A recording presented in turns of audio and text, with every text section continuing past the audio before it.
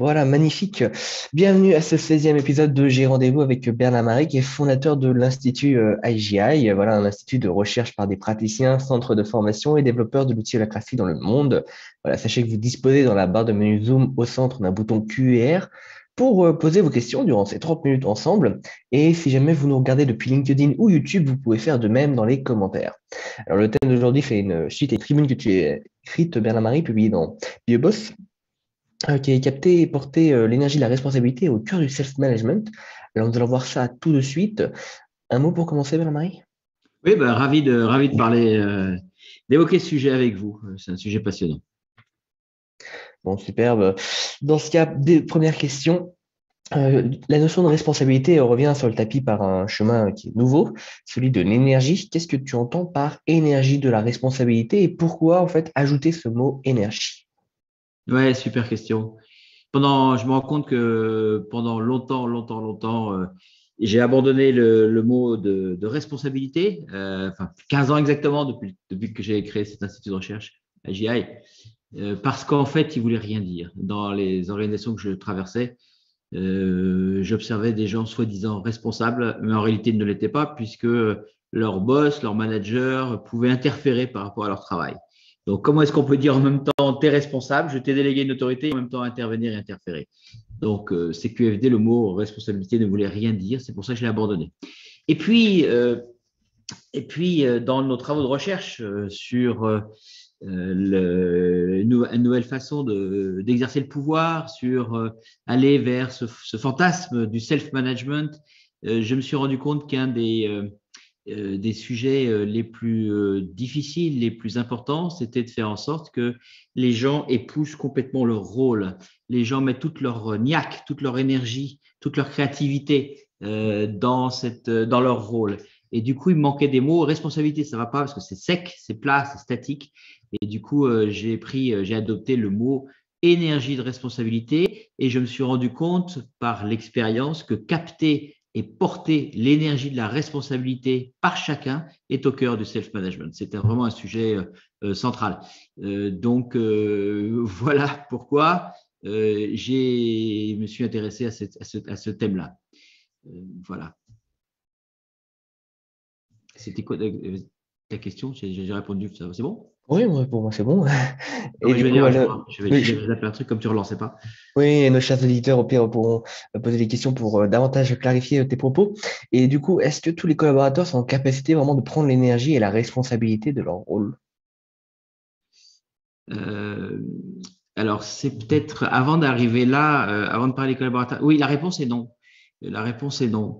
Euh, En fait, et c'est pour ça que c'est un sujet central, c'est-à-dire qu'une des grosses limites à laquelle on est arrivé dans nos travaux sur le terrain, c'est qu'en fait, on mettait en place une structure, donc raison d'être, structure de rôle, un écosystème pour créer des contextes qui en puissance les personnes et puis qui rendent les entreprises capables de s'adapter à la vitesse à laquelle doivent s'adapter, donc changer aussi vite que le changement. Mais on s'est rendu compte que la structure, eh bien, elle n'était pas suffisante, même si elle est indispensable. Elle est indispensable pour changer la nature du pouvoir. Donner de la structure avec du sens, mettre du sens à tous les étages, au niveau des rôles, au niveau des cercles, ça n'est pas suffisant. Il faut aussi de l'énergie, cette énergie de responsabilité. Et du coup, l'énergie de responsabilité, qu'est-ce que je veux dire par énergie de responsabilité et pourquoi je dis que les collaborateurs s'en emparent pas pour que vous compreniez ce que je veux dire. Pour moi, prendre l'énergie de la responsabilité, c'est une affaire de niaque, c'est vraiment énergétique, c'est physique, c'est palpable. C'est comme s'envelopper d'un manteau, d'une cape invisible, qui fait que la personne qui a pris ce manteau, cette cape, cette énergie de responsabilité, ne lâche rien, elle a la niaque. Elle donne le meilleur d'elle-même. Elle prend des risques et elle les assume.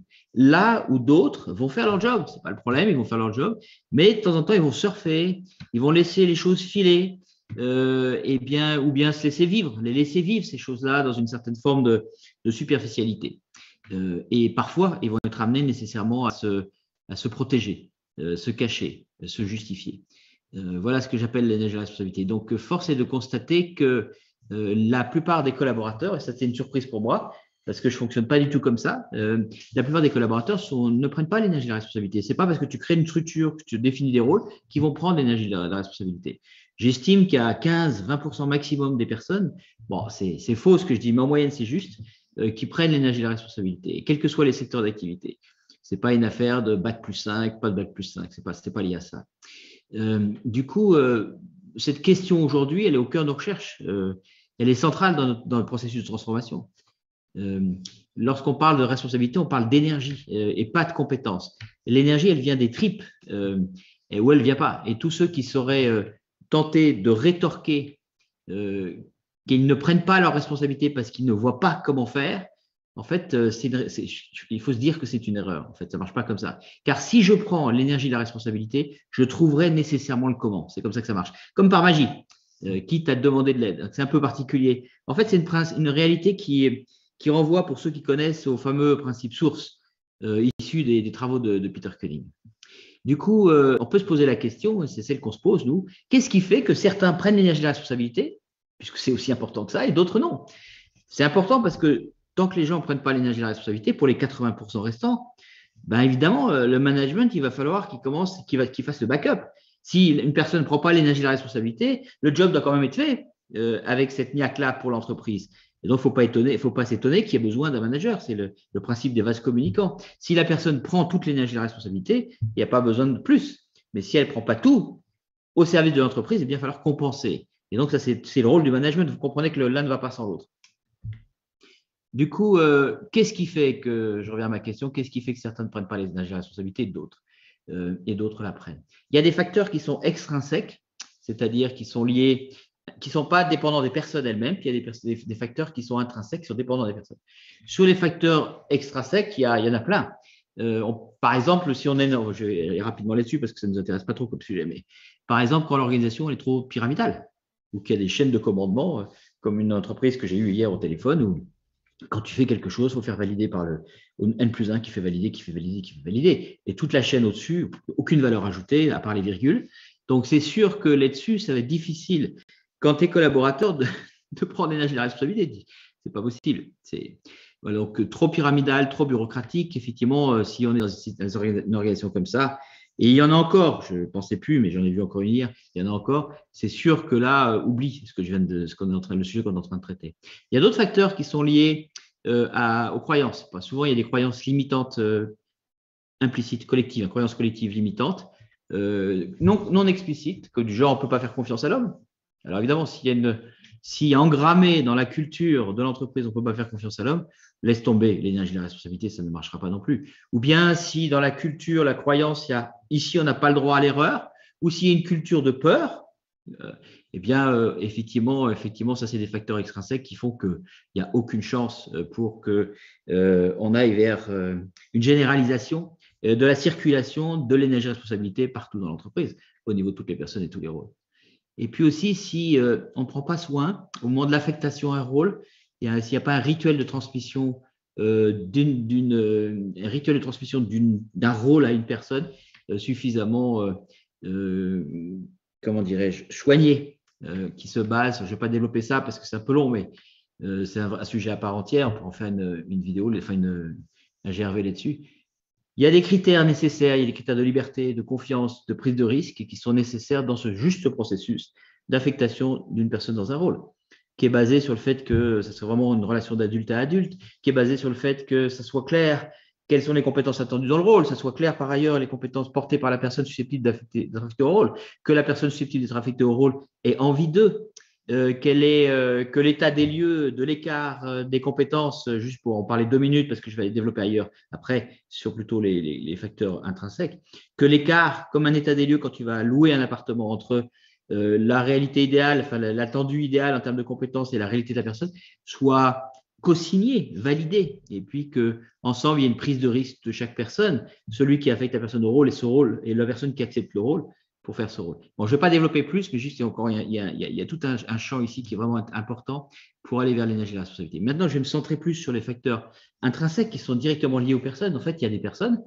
qui ont du mal à prendre l'énergie de la responsabilité. Ils ont du mal à prendre en charge. Prendre l'énergie de la responsabilité, c'est la même chose que la prise en charge. Je prends en charge. Ça veut bien dire ce que ça veut dire. On voit bien que c'est physique, c'est bien que c'est énergétique. Parfois, simplement parce que la charge, pour eux, est déjà trop lourde. Ils en ont déjà trop sur les épaules. Donc, ils ne peuvent plus prendre de choses en plus en charge. Donc ça arrive. Et puis, il y a d'autres choses qui arrivent. C'est que je me suis aperçu qu'il y avait des personnes, en fait, qui n'ont jamais été, dans leur enfance, etc., adolescence, etc., n'ont jamais été éduquées ou se sont jamais retrouvées dans des situations où elles ont eu à prendre en charge. Moi, ce n'est pas mon cas, mais du coup, j'ai eu du mal à comprendre ça. Mais il y a des personnes qui, voilà, c'est pas bien, c'est pas mal. C'est juste qu'ils n'ont jamais expérimenté ce que c'était que prendre en charge. Parce que leurs conditions familiales, étudiantes, voilà, etc., ont fait qu'ils n'ont pas eu l'opportunité d'être confrontés à une situation. Donc, ils n'ont pas encore développé le muscle. Ça veut dire qu'ils ne peuvent pas le développer, mais ils ne l'ont pas encore développé. Ils ne savent pas ce que c'est. Ça, c'est une partie. Une autre partie, c'est plutôt, il y a des gens qui ont du mal à prendre l'énergie de la responsabilité parce que pour eux, c'est risqué, c'est prendre un risque de ne pas être au rendez-vous des attentes, c'est prendre le risque d'échouer, c'est prendre le risque de ne pas y arriver. Et pour certains d'entre nous, ils ne souhaitent pas prendre ce risque parce que pour eux, c'est un risque, il y a un risque d'abîmer leur image vis-à-vis d'eux-mêmes et ou vis-à-vis des autres, ou les deux. Parfois aussi, prendre l'énergie de responsabilité, pour certaines personnes, c'est trop risqué parce que ça pourrait les amener à se démarquer des autres, à se positionner différemment dans un collectif. Ça, c'est très fréquent dans les équipes. À accepter donc une forme de certaine solitude, d'assumer ses points de vue, d'être en dehors de la pensée unique, la doxa ou la pensée générale, et donc d'être rejeté. C'est le risque pour ces personnes d'être regardées différemment et d'être rejetées. Il y a des endroits dans des équipes, très concrets que j'ai en tête que je défile, où si tu fais ça, tu te fais virer de l'équipe, tellement c'est fort. Et il y a même une loi de l'omerta, c'est fréquent, c'est pas des équipes qui sont bien, sous tout rapport, ouais, une super équipe, etc., etc. Et quand on s'intéresse au self-management, on voit que c'est chaud devant pour ces raisons-là. Et pour certains, donc, c'est trop dur de renoncer à ne plus être comme les autres et avec les autres. Et on peut comprendre pourquoi lorsque ton job est en jeu, par exemple. Et puis, il y a encore une autre raison, souvent que j'ai rencontrée, c'est parfois le frein. C'est un enjeu de légitimité. Des personnes qui manquent d'estime d'elles. C'est un enjeu d'estime de soi. Je n'ai pas les compétences, je n'ai pas fait des études, je n'ai pas l'expérience, je ne me sens pas capable. Donc, une position je vais utiliser victime parce qu'on est vraiment victime. Victime, c'est la faute à autre chose. Et en fait, derrière ça, il y a des peurs. Tout ça, c'est des peurs associées. Du coup, voilà, et c'est pour toutes ces raisons, des facteurs extrinsèques et des facteurs intrinsèques, que beaucoup de personnes ne prennent pas l'énergie de la responsabilité. Ce qui est assez facilement compréhensible parce que pendant longtemps, on les a pas invités à ça et on n'a pas créé les structures, les contextes favorables à cette forme d'empuissancement. Voilà pour répondre à ta question. Merci. Et du coup, pour aller justement un petit peu plus loin, comment est-ce que tu peux accompagner les collaborateurs qui ont du mal du coup à prendre cette énergie de la responsabilité? Au final, comment lever ces freins que tu nous as présentés? Quels sont les leviers d'action qu'on peut avoir pour aller vers le self-management? Bon, déjà, il y a tous les facteurs extrinsèques. Travailler sur les croyances limitantes, ça c'est nécessaire. Intégrer comment dirais-je, les principes sources. Et donc définir des rituels de transmission de source principale vers source spécifique. Je ne sais pas si on a fait une tribune, il y aura sûrement à GRV là-dessus parce que ça le mérite. Ça, c'est à mettre en place. Et puis sortir de l'organisation conventionnelle, faire quelque chose d'un peu mieux, vous pouvez prendre holacratie ou un management constitutionnel, évidemment, avec ce qui est important, c'est effectivement de changer l'exercice du pouvoir. Tant qu'on est dans une logique de pouvoir sûr, je suis le patron de la recherche et développement et donc j'ai le pouvoir sur la fonction R&D et j'ai le pouvoir sur mon équipe. D'ailleurs, je l'appelle mon équipe, comme si elle lui appartenait. C'est sûr que ça va être difficile. Donc, il faut à minima, à mon avis, évidemment, c'est pour ça que je ne vais pas dire autre chose, ce serait pas juste, ce serait pas cohérent par rapport à tous les travaux que je fais. C'est à minima, il faut un environnement dans lequel il n'y a pas de pouvoir sûr et qu'on est sur une notion d'intermédiation qui passe par une structure de rôle. Et une structure de rôle et que le pouvoir est attaché au rôle et non plus aux personnes.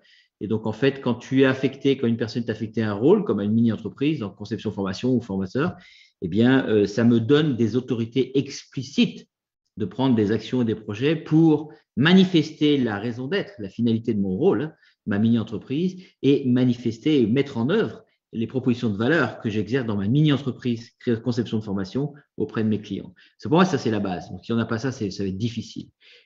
Et comme je l'ai dit tout à l'heure, ce n'est pas suffisant parce qu'après, on peut avoir besoin. Donc, déjà, mettre tout ça en place, ça nécessite beaucoup d'accompagnement au niveau des collaborateurs.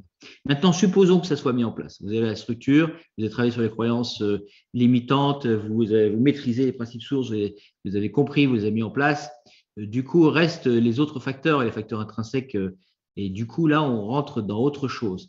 Et je pense que une des clés majeures, c'est pour augmenter la capacité des personnes à prendre la responsabilité, l'énergie de responsabilité, c'est d'avoir des espaces, alors ça c'est un peu chaud et nouveau, d'avoir des espaces qui permettent d'accueillir les craintes, les peurs, les résistances des individus, les résistances personnelles, afin qu'elles puissent être traversées. Je suis fasciné de voir que dans les entreprises, la culture émotionnelle, la culture du ressenti, le matériau du ressenti n'est absolument pas, en règle générale, il y a des exceptions mais rares, n'est absolument pas pris en compte. C'est dommage parce que les émotions, c'est le mouvement, c'est l'énergie. Et donc, on se coupe d'un pan. Je pense que parce qu'on a peur, il y a des croyances, ressentis, c'est personnel, c'est développement personnel, ça ne doit pas être dans l'entreprise, etc., etc. Je ne parle pas de développement personnel. Et je dis simplement qu'à partir du moment où tu fais une transformation dans une entreprise, un gros projet dans une entreprise, c'est normal qu'il y ait des résistances, c'est humain. Ou alors, il faut que tu travailles avec des robots. Il y a des résistances. Et probablement que ces résistances personnelles, elles peuvent être complètement disproportionnées par rapport à toi, le changement que tu vois en tant que manager. Mais c'est la réalité de l'être humain. Il ne faut pas travailler avec des êtres humains sinon. Donc, la réalité, c'est qu'il y a des gens qui peuvent avoir des réactions émotionnelles que tu juges disproportionnées. Mais qui es-tu pour juger ça? Mais bon, que tu juges, que tu évalues disproportionnées, mais n'empêche qu'elles sont. Tu peux les juger comme tu veux. Elles sont là. Et ça n'a rien à voir avec le développement personnel. Ça a bien été inhérent à l'expérience de la personne qui a vécu cette transformation. Ça n'a rien à voir avec la sphère personnelle. C'est bien à voir avec la sphère professionnelle. Donc, il faut bien savoir gérer ça. Il faut bien savoir gérer ça. Et du coup, alors en plus, c'est facile à gérer. C'est très facile à gérer parce qu'en réalité, ce que moi j'ai découvert, et puis je ne suis pas le seul, on est beaucoup à le savoir, c'est qu'en fait, ça qui est extraordinaire, c'est que les peurs que je peux avoir, les craintes que je peux avoir, les résistances personnelles que je peux avoir, les émotions que je peux avoir, elles ne m'appartiennent pas en réalité. Je suis juste traversé par ça. Et la recette, c'est il me suffit d'avoir un espace bienveillant, surtout non jugeant. Parce que bienveillant, on ne sait pas trop ce qu'on met derrière. En tout cas, non jugeant. Un espace où je vais être avec d'autres personnes qui ne vont pas me juger, qui ne vont surtout pas chercher à me sauver, parce qu'à chaque fois que quelqu'un veut me sauver, il me renvoie l'image de la pauvre victime que je suis. Donc, si j'ai un environnement d'adulte à adulte, où on ne va pas me juger, on ne va pas chercher à me sauver, on ne va pas chercher à me plaindre, on va me regarder avec un regard créateur, on va me regarder comme une personne capable de s'en sortir toute seule, qui a juste besoin de sortir la pression, d'exprimer ses craintes, d'exprimer ses peurs, d'exprimer ses résistances, eh bien, toutes ces énergies de peur, de crainte, de résistance vont me traverser et ça sera fini. Et après, je vais revenir à du tripal, on va revenir au sens, et puis après, on va se mettre en mouvement. Donc ça, il y a peu de gens qui le savent. D'ailleurs, il y a peu de gens qui le pratiquent, qui sont sur les réseaux sociaux pour s'en rendre compte. En fait, c'est assez simple. Il y a des processus. Nous, on a des processus pour accompagner ça. On l'a fait, par exemple, en sortie de confinement. On l'a fait aussi à chaque fois qu'il y a une nouvelle transformation. On lance ce genre de processus parce qu'on sait très bien que l'énergie, le capital énergie de départ, on a parlé la dernière fois ou une fois d'avant sur la raison d'être du changement, cette énergie tripale de départ qui va nourrir ou alimenter ou fueler le programme de transformation, eh bien, elle est laminée petit à petit par les expériences des uns des autres, de résistance, de crainte, de peur, etc. C'est normal. Donc voilà, je pense que ça, c'est vraiment un gros sujet pour adresser la partie ce que j'ai appelé facteur intrinsèque. Voilà, après, bien sûr, il faut travailler il est nécessaire d'avoir un climat relationnel. Si vous êtes dans une entreprise avec un management à la Machiavel par la peur, comme beaucoup, ça ne va pas le faire, c'est sûr.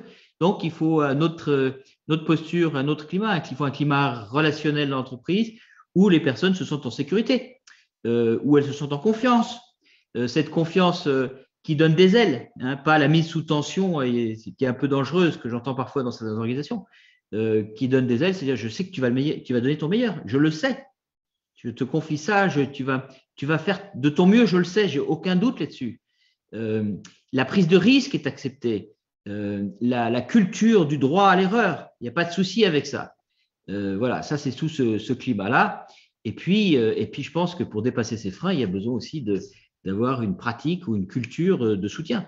Nous, on a par exemple la chance, enfin, avec Holacracy, on a la chance d'avoir cette réunion de triage que nous, on a très, très augmenté, espace d'entraide, espace de soutien, espace où c'est facile pour tout à chacun de demander de l'aide. Mais ça, c'est pas gagné. Hein. Il y a beaucoup d'entreprises où les personnes, elles préfèrent rester scotchées plutôt que demander de l'aide. Et donc, il faut créer un contexte à la fois avec des permissions explicites supplémentaires, des protections explicites supplémentaires pour qu'elles développent leur puissance, pour oser demander de l'aide, c'est-à-dire se mettre en mouvement. Et ça, encore une fois, l'école de triage, la réunion de triage est formidable pour ça, parce que c'est un espace qui va développer la capacité de leadership de chacun, c'est-à-dire la capacité, quelle que soit la situation dans laquelle je suis, de poser une prochaine action, dont la prochaine action, si je ne sais pas, c'est demander de l'aide, mais c'est une première action. Voilà, et donc voilà, c'est ça que je répondrai à ta question, et je pense que vraiment, vraiment, vraiment, c'est important d'éradiquer la peur. Hier, j'étais avec un directeur général qu'on a accompagné dans le temps parce qu'il a mis en place Holacracy dans son entreprise. Il a libéré, enfin bon, il a fait plein de choses extraordinaires. Et puis, par le jeu des fusions-acquisitions, son entreprise s'est fait intégrer dans une entreprise plus grande, un groupe, où là, c'est la culture de la peur. C'est la pyramide avec plein d'étages, c'est les parapheurs avec plein d'étages, c'est la peur de mal faire, etc., etc. Et c'est le choc. Et c'est le choc. J'ai mesuré à quel point, je vais écrire une tribune là-dessus, c'est trop dingue ce qui se passe. C'est vraiment le choc. En peu de temps, ça s'est fait en 3-4 semaines, pas plus. Le choc. Et pourquoi? En fait, le facteur, c'est la peur. C'est uniquement la peur. Et la peur va rétrécir et a rétréci en moins d'un mois tous les efforts qu'ils ont fait pendant 6 ans. C'est fait pendant 6 ans. Et donc, les gens ne veulent plus prendre de responsabilités, etc., etc. Des gens qui adoraient. Ils le regrettent, il y a cette frustration. Mais le management par la peur est là. Et donc, laisse tomber. Les gens vont plus prendre. Ils attendent, et c'est dingue. Des gens qui étaient autonomes, maintenant, ils attendent qu'on leur dise ce qu'il faut faire. Waouh, en moins d'un mois. C'est hallucinant. Oh, effectivement.